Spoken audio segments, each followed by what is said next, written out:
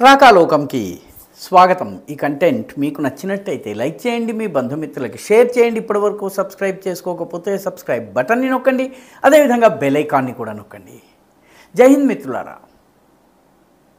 ఒకానొక సమయంలో ఈ దేశంలో రక్షణ మంత్రి పార్లమెంటులో చెప్పారు, మేము సరిహద్దు ప్రాంతాల్లో రోడ్లను నిర్మాణం చేయము, ఎందుకంటే మేము రోడ్లను నిర్మాణం చేస్తే ఆ రోడ్ల నుంచి చైనా వాడు వచ్చి మన దేశాన్ని ఆక్రమిస్తాడు, కాబట్టి మేము సరిహద్దుల్ని అభివృద్ధి చేయము, రోడ్ల మార్గాలు రైలు మార్గాలు వెయ్యము. ఇది పార్లమెంట్లో ఇచ్చినటువంటి సమాధానం. అయితే 2014 నుంచి కథ మారింది. 2014 నుంచి సరిహద్దు ప్రాంతాలకి రహదారులు వేస్తున్నారు.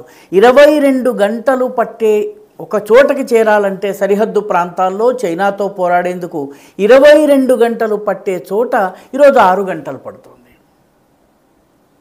దార్బుక్ షోక్ దౌలత్ బేగ్ ఓల్డీ అనేటటువంటి రోడ్డు ఇప్పుడు ఆల్ వెదర్ రోడ్డు వేయడం వల్ల జమ్మూ కాశ్మీర్లోని లద్దాఖ్ ప్రాంతంలో ఉన్నటువంటి దౌలత్ బేగ్ ఓల్డీ, చైనాకి అత్యంత సమీపంలో ఉన్నటువంటి ఎయిర్ స్ట్రిప్ ఇది. ఈ ఎయిర్ స్ట్రిప్కి చేరడానికి ఇప్పుడు కేవలం 6 గంటలు పడుతుంది. అదేవిధంగా అరుణాచల్ ప్రదేశ్లో కూడాను తవాంగ్ని చేరడం ఒకప్పుడు 2-3 రోజుల ప్రయాణం. ఈరోజు తవాంగ్ని చాలా సులువుగా చేరుకోవచ్చు, ఎందుకంటే తవాంగ్కి ఉత్తరాన ఉన్నటువంటి టిబెట్లో చైనీస్ సైన్యం ఉంది, పక్కన ఉన్నటువంటి భూటాన్ ఏదైతే ఉందో భూటాన్ని ఆనుకుని ఉంటుంది. ఈ భూటాన్లో కూడా కొన్ని భాగాలు తమవి అని చెప్పి చైనా డిమాండ్ చేస్తోంది.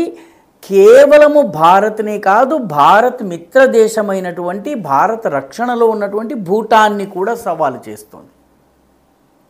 నిజానికి భూటాన్ రక్షణ బాధ్యత భారత్ది. అటువంటి భూటాన్లో కూడా చైనా కొన్ని ప్రాంతాలు ఇవి మావి అంటుంది. అందులో ఒకటి డోక్లాం ప్లాటూ, డోక్లాం పీఠభూమి, కొంచెం ఎత్తైనటువంటి భూమి ఉంటుంది. వాళ్ళ యొక్క వాయవ్య భూటాన్లో ఉంటుంది. మ్యాప్లో చూడవచ్చున డోక్లాం ప్లాటూ ఉంటుంది, అది మాది అంటుంది. అదేవిధంగా రెండవది డోక్లాంలో ఉన్నటువంటి డోక్లాం ఉత్తర భాగంలో ఉన్నటువంటి సాకర్లుంగ్, పాసర్లుంగ్ అనేటటువంటి 2 ప్రాంతాలు ఉన్నాయి, ఆ 2 కూడా మావే అంటుంది.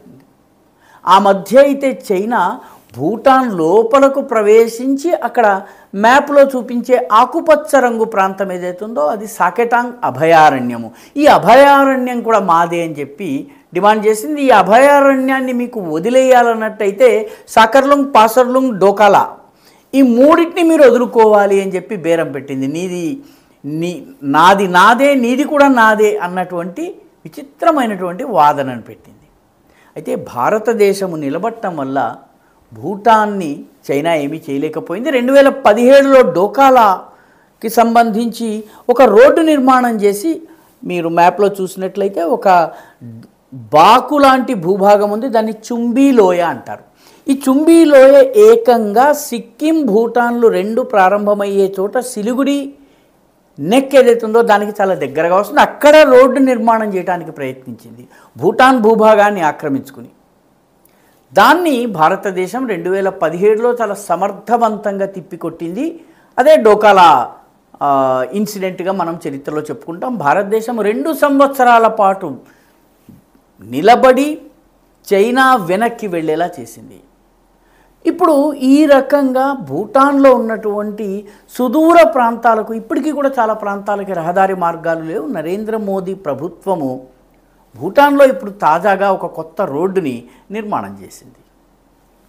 ఈ రోడ్డు నిర్మాణము హా అనే పట్టణం వరకు వెళ్తుంది. ఈ హా అనే పట్టణంలో మిలిటరీ ట్రైనింగ్ రాయల్ భూటనీస్ ఆర్మీ ఏదైతే ఉందో దాని ట్రైనింగ్ క్యాంప్ ఉంది. అదేవిధంగా భారతదేశానికి చెందినటువంటి ఒక ట్రైనింగ్ క్యాంప్ కూడా ఉంది. అక్కడికి ఇప్పుడు రహదారి నిర్మాణం చేసింది ఈ హా పట్టణానికి. హా పట్టణం నుంచి డోకాలా వెళ్ళడం చాలా సులువు. డోకాలాని రక్షించుకోవడం, డోక్లాం అని ఏదైతే అంటారో, డోక్లాం అనేది చైనీస్ పదం, వాస్తవానికి మనం వాడవలసినటువంటి పదము డోకాలా. ఈ ప్రాంతానికి చేరుకోవడం సులభం. ఈ రోడ్డు నిర్మాణం చేయడం జరిగింది. ఈ రోడ్డు వాస్తవానికి దంతక్ అనేటటువంటి ప్రాంతం నుంచి బయలుదేరింది. ఇక్కడి నుంచి చాలా కీలకమైనటువంటి పాయింట్, ఇక్కడి నుంచి ఒక 78 కిలోమీటర్లు వెళితే ఫుంగ్షోలింగ్ అనే పట్టణం వస్తుంది. అదేవిధంగా ఒక 141 కిలోమీటర్లు వెళ్ళినట్టయితే రాజధాని థింపు వస్తుంది.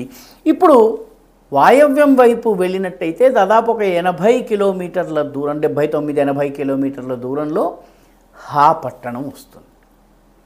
అంటే హా పట్టణాన్ని సెక్యూర్ చేసినట్లయితే డోకాలా ప్లాటూని అంటే పీఠభూమిని సెక్యూర్ చేయవచ్చును. ఈ రకంగా భూటాన్లో కూడా రహదారి మార్గాల నిర్మాణం భారతదేశం చేస్తోంది. దీని లక్ష్యం ఒకటే, రేపు భవిష్యత్తులో చైనా ఏదన్నా దుస్సాహసానికి పాల్పడినట్టయితే చైనాను అడ్డుకునేందుకు భూటాన్లో ఉన్నటువంటి రాయల్ భూటనీస్ ఆర్మీ, భారత సైన్యం ఈ రెండు కూడా సమర్థవంతంగా ఉండాలి. కాబట్టి రోడ్డు మార్గాల నిర్మాణం కావాలి. అదేవిధంగా ఈ తూర్పు ప్రాంతంలో ఈ సకెటాంగ్ కావచ్చును, పాసర్లుంగ్ కావచ్చును, ఈ ప్రాంతాలన్నీ కూడా కావాలని భూటాన్ ఎందుకు అడుగుతోందంటే ఈ ప్రాంతంలోనే అత్యంత కీలకమైనటువంటి తవాంగ్ ఉంది. తవాంగ్ వాస్తవానికి అరుణాచల్ ప్రదేశ్ నుంచి పశ్చిమం వైపు ఒక బొడిపెలాగా వచ్చేటటువంటి ప్రాంతం. అది మ్యాప్ చూస్తే మనకి చాలా సులువుగా అర్థమవుతుంది. ఈ బొడిపె లాంటి ప్రాంతంలోనే దలైలామా, ఒకానొక దలైలామా పుట్టారు. పర్యవసానంగా భవిష్యత్తులో దలైలామా గనక తవాంగ్ నుంచి ఆవిర్భవించినా లేకపోతే ఇంకొక చోట నుంచి ఆవిర్భవించినా కూడా చైనా యొక్క గేమ్ ప్లాన్ అంతా కూడాను అటకట్టవుతుంది. కాబట్టి తవాంగ్ను దిగ్బంధనం చేసేందుకు సాకెటాంగ్ అభయారణ్యాన్ని అడుగుతున్నారు. పాసర్లుంగ్ ప్రాంతం కూడా మాదే అంటున్నారు. తవాంగ్కి చాలా దగ్గర వరకు చైనీస్ కాలనీస్ కూడా ఏర్పాటు చేయడం జరుగుతోంది. ఎందుకంటే భవిష్యత్తులో దలైలామా టిబెట్లో కాక బయట గనక వచ్చినట్టయితే అతను టిబెట్ యొక్క పోరాటానికి ప్రతీకగా నిలుస్తారు. ఇప్పుడున్నటువంటి 91 సంవత్సరాల దలైలామా తరువాత ఎవరైతే వస్తారో వారు ఆ స్వాతంత్ర పోరాటపు జెండాని చేతపడతారు. కాబట్టి టిబెట్ ఈరోజు భూటాన్ని బెదిరించే ప్రయత్నం చేస్తోంది. భూటాన్తో పాటు తవాంగ్ ప్రాంతం మీద దృష్టి పెట్టింది. తవాంగ్ అరుణాచల్ ప్రదేశ్లో ఉంది. ఈ ప్రయత్నాలను వమ్ము చేయాలన్నట్టయితే భూటాన్లో రహదారి మార్గాలను, ఇన్ఫ్రాస్ట్రక్చర్ను డెవలప్ చేయాల్సినటువంటి అవసరం ఉంది. అందులో భాగంగానే ఇప్పుడు ఈ హా పట్టణానికి కొత్తగా 100 కిలోమీటర్ల పొడవైనటువంటి హైవేని నిర్మాణం చేశారు. మన సైన్యం చాలా సులువుగా చుంబీ వ్యాలీలోకి వెళ్ళగలదు. చుంబీ వ్యాలీలో అవసరమైనట్టయితే చుంబీ వ్యాలీలో చైనీస్ సైన్యాన్ని తట్టుకోగలదు, అడ్డుకోగలదు. వాళ్ళు చికెన్ స్నెక్ వైపు రాకుండా ఆపటానికి వీలుంటుంది. ఒకవైపు సిక్కిం, ఒకవైపు భూటాన్, వీటి మధ్యలో ఈ చుంబీ వ్యాలీ బాకులాగా ఉంటుంది. కాబట్టి దీనిని రెండు వైపుల నుంచి కూడా ఆపటానికి వీలు కలుగుతుంది. అందుకనే ఇప్పుడు ఇన్ఫ్రాస్ట్రక్చర్ మీద మోదీ ప్రభుత్వం, ముఖ్యంగా సరిహద్దు ప్రాంతాల ఇన్ఫ్రాస్ట్రక్చర్ మీద చాలా దృష్టి పెట్టింది. చాలా పథకాలు వాజ్పేయి ప్రభుత్వం సమయంలో ప్రారంభమయ్యాయి, తరువాత ఆగిపోయినాయి. మోదీ ప్రభుత్వం వచ్చిన తరువాత వీటన్నిటిని మళ్ళీ నిర్మాణం చేస్తున్నారు.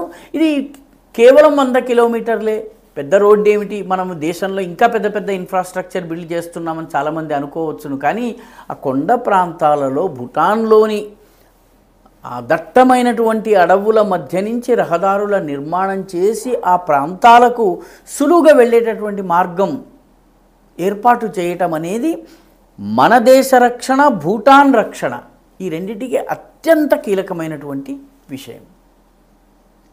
ఈ వీడియో మీకు నచ్చినట్టయితే లైక్ చేయండి, షేర్ చేయండి, ఈ ఛానల్కు సబ్స్క్రైబ్ చేయండి. మీ అభిప్రాయాన్ని కమెంట్ల రూపంలో తప్పనిసరిగా పంపించండి.